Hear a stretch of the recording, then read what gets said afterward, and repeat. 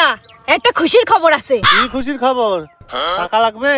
পরীক্ষার ফি না তো জুতো ছিঁড়ে গেছে?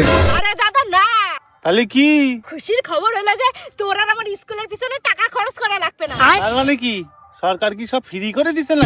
না দাদা, আমি ফেল করেছি, ওই জন্য স্যারে কইছে তোর আর স্কুলে আসার দরকার নেই।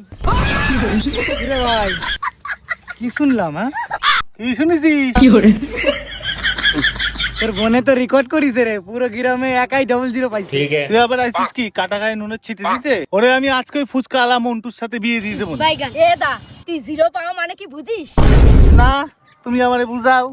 জিরো মানে হলো একটা আবিষ্কার, মানে?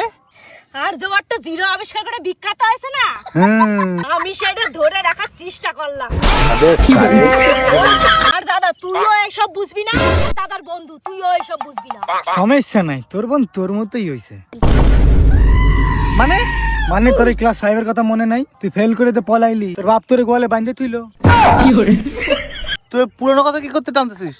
ওটা তো ছিল একটা ষড়যন্ত্র। আচ্ছা, যারা আমারে শত্রুতা করে ফেল করা দিছে।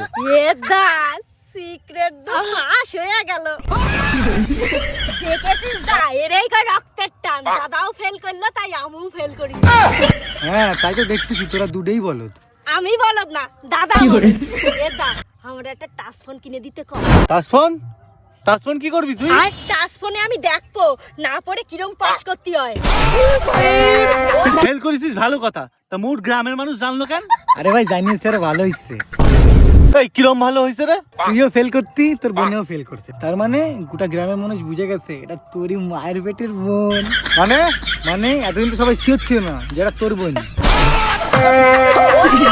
এ দা, কি আমার ফোনটা কিনে দে না, একটা প্রেম করবো।